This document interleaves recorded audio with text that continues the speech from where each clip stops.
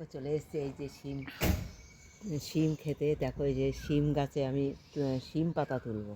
এই দেখো শিম পাতা তুলে নিচ্ছি আমি কচি কচি, এই যে কচি কচি পাতাগুলো, হ্যাঁ এই কচি কচিগুলো আমি সব তুলে নিচ্ছি। তুলে নিয়ে তোমরা আমার সঙ্গে থাকো, দেখো ভিডিওটা, আশা করি তোমাদের খুব ভালো লাগবে। দারুণ একটা টেস্টি খাবার হতে চলেছে। এই যেখানেও আছে এই পাশে। এই কচি কচি পাতাগুলো সব তুলে নেব। এখন শিম শেষ।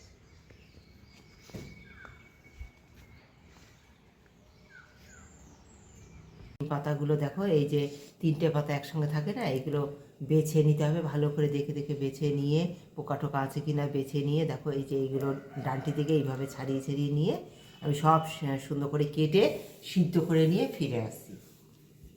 শাকটা সুন্দর করে এই যে কেটে নিয়েছি আমি। এইবার দেখো দিয়ে দেবো এই অল্প সামান্য কড়াইতে জল নিয়েছি, লবণ দিয়ে দিলাম, হ্যাঁ। আর একটা আলু গ্রেট করে নিয়েছি খুব তাড়াতাড়ি সিদ্ধ হওয়ার জন্য, এই শাকের মধ্যে দেবো। আলুটা আগে দিয়ে দিলাম, তারপরে এই যে শাকগুলো কুচিয়ে নিয়েছি সব, হ্যাঁ শাকগুলো সব দিয়ে দেবো।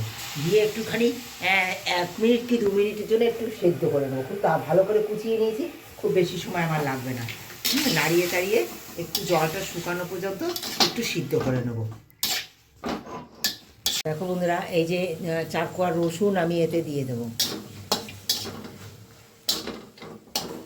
একটু সিদ্ধ হয়ে যাবে হালকা, এবার নামিয়ে দেবো। হয়ে গেছে আমার এটা, নামিয়ে দেবো।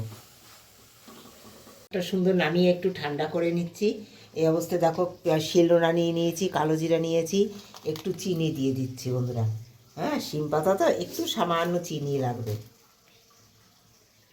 এইবার শাকগুলো ঠান্ডা হয়ে এসছে, আগে এটা একটু বেটে নেবো। তোমাদের দেখেছো রসুন আমি দিয়ে দিয়েছি, লঙ্কা আমি এতে বাটবো না, শিলে। বাচ্চা আছে ঘরে, তোমাদের মন চাইলে তোমরা বাটতে পারো, কারণ হাতে ঝাল লেগে গেলে বাচ্চার অসুবিধা হবে।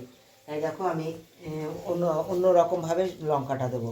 শিলে এগুলো নিয়ে নিয়ে সুন্দর করে বেটে নেবো আমি।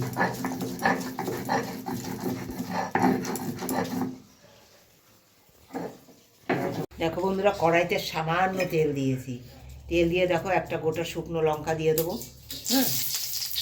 আর দিয়ে দেবো দেখো কালো জিরে, দিয়ে দেবো পেঁয়াজ কুচি।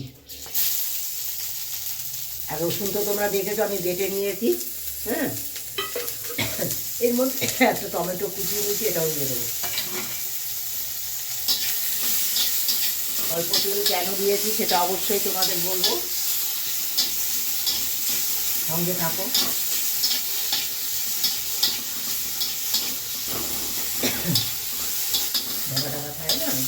এই যে হালকা করে ভেজে নিয়েছি।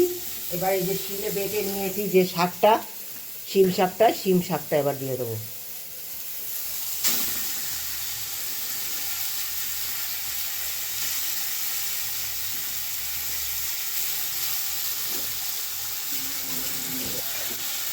দিয়ে দেবো একটু হলুদ বন্ধুরা,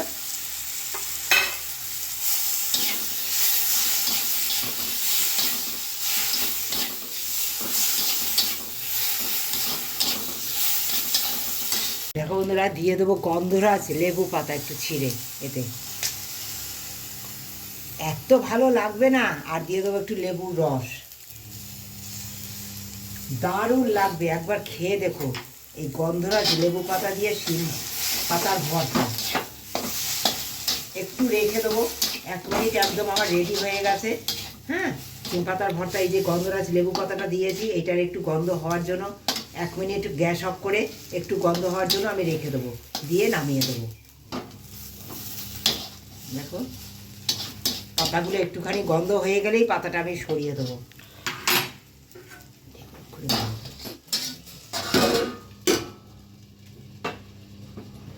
দিয়েছি বন্ধুরা, দিয়ে 1 মিনিট রেখে দিয়েছি, দিয়ে পাতাগুলো সরিয়ে দেবো, তা না তো তিতো হয়ে যাবে, হ্যাঁ। দেখো গন্ধে একদম মমো হয়ে গেছে।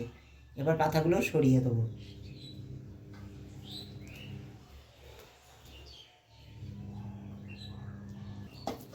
একদম রেডি আমার শিম পাতার ভর্তা। কেমন লেগেছে আমার এই শিম পাতার ভর্তার রেসিপি একবার কমেন্ট করে জানিও। ভালোবাসা দিয়ে যারা পুরো ভিডিওটা দেখেছো তাদেরকে অনেক ধন্যবাদ, অনেক ভালোবাসা।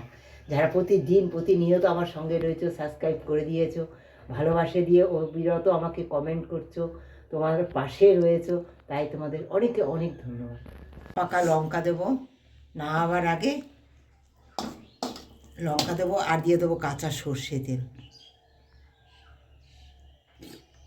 দিয়ে এইভাবে একটু ঢেকে রেখে দেবে, একদম গ্যাস অফ করে এটা ঢেকে রেখে দেবে।